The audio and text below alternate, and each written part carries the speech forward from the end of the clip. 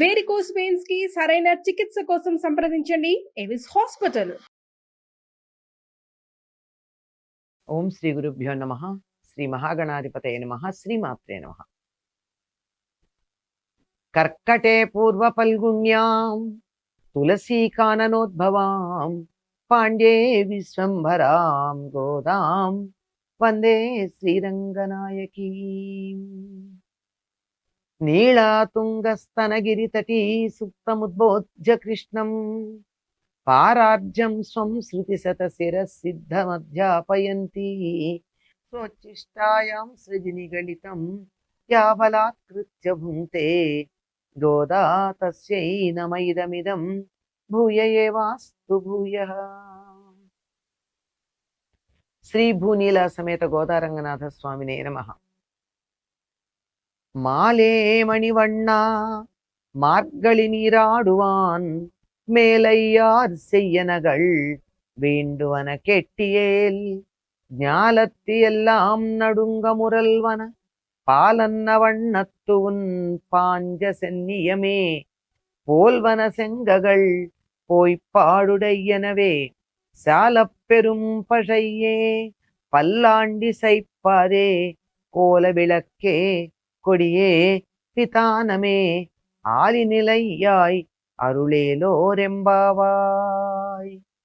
మాలే ఆశ్రిత వ్యామోహం కలిగినటువంటి వాడా, అంటే ఒక్కసారి తనను ఆశ్రయించినట్టయితే వాళ్ళ పట్ల వ్యామోహం తానే కలిగి ఉండి వారి వెంట వెళ్ళి వారికి కావాల్సినవన్నీ చేస్తూ ఉంటాడు. ఓ ఉజ్వల నీలమణి, ప్రకాశించేటటువంటి నల్లని మణి ఏదైతే ఉందో ఆ మణిలాగా ప్రకాశిస్తూ ఉండేటటువంటి వాడా, ఆ మణి కాంతి బాహ్యమైంది, స్వభావం కూడా అలా ప్రకాశించే స్వభావం కలిగినటువంటి వాడా, అఘటన ఘటన సామర్థ్యం కలిగినటువంటి వాడా, మర్యాకు మీద పరుండి లోకాన్నంతా పరిపాలించేవాడా. ఆయన ఏమని చెప్తారండి? శ్రీవిల్లిపుత్తూరులో ఉన్నటువంటి స్వామి ఎవరు? పటపత్రసాయి.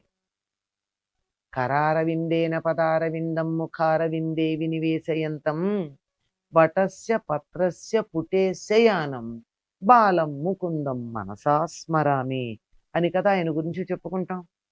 అమాయకంగా వటపత్రం మీద పడుకున్న పసిపిల్లవాడిలాగా ఒంటి మీద నూలుపోగు కూడా లేకుండా ఉన్నటువంటి ఆ బిడ్డ ఈ 14 లోకాలు ఏమిటి, విశ్వాంతరాళాల వ్యవహారం అంతా అక్కడే ఉండి నడిపిస్తూ ఉంటాడు.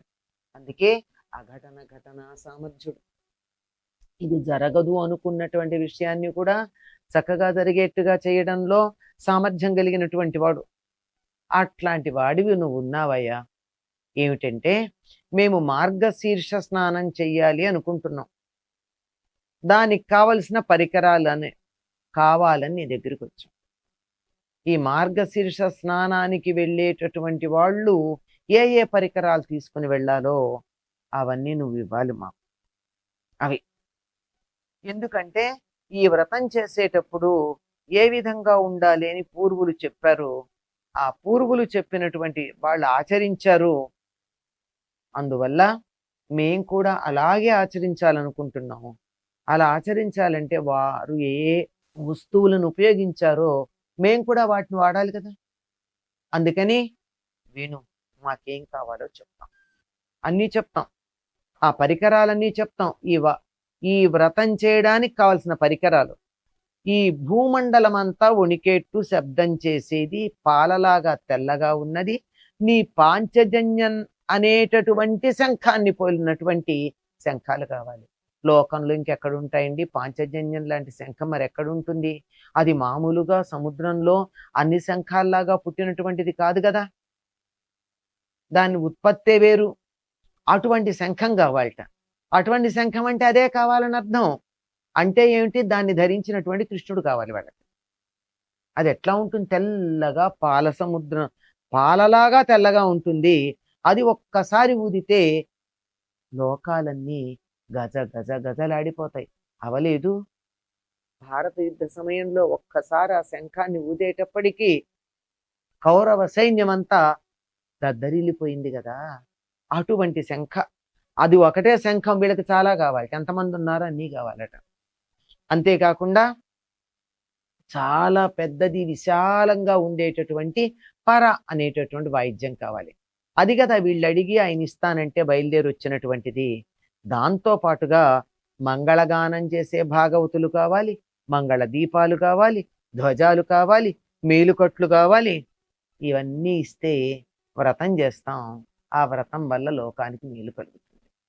ఈ వ్రతం చేసే వాళ్ళు ఏం చేస్తారండి? ఏదన్నా మనకి పల్లెటూళ్ళల్లో మాత్రమే ఇప్పుడు అక్కడక్కడా నిలిచి ఉంది. ఏమంటే మంగళసూత్రాలు తీసుకొచ్చేటప్పుడు కానీ, ఎవరైనా పెళ్లి కొడుకు మొదలైనటువంటి వాళ్ళు పెళ్లి కూతురు కానీ అలా తీసుకొచ్చేటప్పుడు కానీ పైన ఒక చాందిని లాంటిది పట్టుకుంటారు. అంటే నడిచేటప్పుడు మొత్తం అంతా చాందిని నడపలేరు కనుక ఏదో నలుగురు నాలుగు పక్కల పట్టుకుని ఒక పెద్ద దుప్పట్ లాంటిది ఇలా పైకెత్తి పట్టుకుని దాని కింద నడిపించుకుంటూ పెడతారు. కానీ మేం వ్రతం చేస్తున్నాం. ఈ వ్రతానికి అట్లా నలుగురు ఏదో ఒక దుప్పటి పట్టుకునో ఒక వస్త్రం పట్టుకుంటేనో సరిపోదు. అసలు చాందినీనే ఉండాలయ్యా. మేలుకట్టు లేక చాందిని అంటారు. అంటే గమనించండి, మనకి పెళ్ళిళ్ళు వెయ్యేటప్పుడు పైన పందిరి వేసి పందిరి కింద తెల్లని వస్త్రం ఒకటి వేస్తారు. లేదా ఈ మధ్యకాలంలో అది లేకుండానే ఈ వస్త్రాలతోనే మనకి పందిళ్ళు లాంటివి వేసేస్తూ ఉన్నారు. అలాంటిది ఎందుకంటే చల్లదనం ఉంటుంది దానివల్ల. ఈ చాందినీలు కావాలి. అంటే ఒట్టి చాందిని సరిపోదు, ఈవిడికి పైన ఉండాలి, కప్పు ఉండాలి, కింద చాందిని ఉండాలి. అలాంటిది ఉండాలి. నీ కోసం మేం చేసే వ్రతానికి ఆ మాత్రం విలువ లేదా ఏమిటి? చాందినీలు కావాలి, శంఖాలు కావాలి. మేము నడిచి వెడుతూ ఉంటే ముందు నీ గుణగానం చేసే భాగవతులు కావాలి. ఊరేగింపుగా ఎక్కడికైనా వెడుతూ ఉన్నప్పుడు ఏముంటుందండి? ముందు పాటలు పాడేవాళ్ళు ఉంటారు, నృత్యాలు చేసేవాళ్ళు ఉంటారు, వేద స్వస్తి చదివే వాళ్ళు ఉంటారు. మనం చూస్తూ ఉంటాం, స్వామివారి బ్రహ్మోత్సవాలు తిరుమలలో జరుగుతూ ఉంటే స్వామివారు అలా ఊరేగింపుగా వస్తూ ఉంటారు వాహనం మీద. ముందు జీయర్లు నిలబడి ద్రవిడ వేదం చదువుతారు, స్మార్త పండితులు మామూలు వేదం చదువుతారు. ఆ తర్వాత పాటలు పాడేవాళ్ళు, కోలాటాలు ఆడేవాళ్ళు, నృత్యాలు చేసేవాళ్ళు ఎంతమంది ఉంటారు ఒక ఊరేగింపులో. అటువంటి ఊరేగింపుగా పెడతాం మేము స్నానం చేయడం అంటే. మామూలు స్నానం కాదు ఇది. స్నానం చాలా రకాలు అనుకున్నాం కదా, అందులో ఇది నీతో కలిసి చేసే స్నానం. అంటే జ్ఞానంతో కలిసి చేసే స్నానం. జ్ఞానంతో కలిసి చేసే స్నానం అంటే తమని జ్ఞానంగా తెలుసుకుని, అంటే తాము తెలుసుకున్న జ్ఞానం ఏదైతే ఉందో భగవంతుడు తప్ప మిగిలిందంతా వృధానే జ్ఞానం ఉండే, ఆ జ్ఞానం తెలిసి భగవంతుడితో కలిసి చేసేటటువంటి స్నానం, ఆరాధ్య దైవంతో కలిసి చేసే స్నానం కనుక దీనికి ఊరేగింపుగా వెళ్ళాలి, ఒక్కళ్ళు వెళ్ళడం కాదు. అలా వెళ్ళేటప్పుడు ముందు పాటలు పాడి నీ గుణగానం చేసేటటువంటి భాగవతులు ఉండాలి. దారి పొడుగున మంచి మంగళ దీపాలు ఉండాలి. కాగడాలు పట్టుకుంటారు కదండి, కాగడాలు పట్టుకున్న పగటిపూట కాడ కాగడాలు వేస్తారు, అది ఒక లాంఛనం. అవన్నీ పట్టుకుని ఆ దీపాలు పట్టుకుని మాతో వచ్చేటటువంటి వాళ్ళు ఉండాలి. ఇవన్నీ ఉండి మేము స్నానానికి వెళ్ళాలి. ఈ మాట మేం చెప్పలా, ఇంతకు ముందు మార్గశిర స్నానం చేసినటువంటి పెద్దలు చెప్పారు ఎలా చేయాలో ఈ వ్రతాన్ని. కనుక అవన్నీ మాకివ్వు, ఇస్తే మేము ఈ వ్రతం చేస్తాం. ఎందుకు ఈ వ్రతం? లోక కళ్యాణం కోసం, లోకం ఆనందంగా ఉంటుంది మేము ఈ వ్రతం చేసినట్టయితే అని చెప్పి వీళ్ళు ఏమేమి కోరుకున్నారు?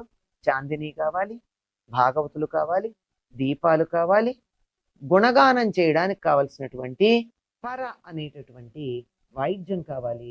ఇవన్నీ ఇస్తామనయ్యా వచ్చాం మేము. అందుకని మాకు దర్శనమిచ్చి వీటన్నిటినీ ప్రసాదించవలసింది అని చెప్పి గోదాదేవి చెల్లుతో పాటు వెళ్ళి మేమందరం ఇందుకు వచ్చాము అని చెప్పి తన భావాలను అక్కడ నివేదించుకున్నది. స్వచ్చిష్టమాలికా బంధ గంధబంధురజిష్ణవే విష్ణు చిత్తతనూజాయై గోదాయై నిత్యమంగళం. స్వస్తి.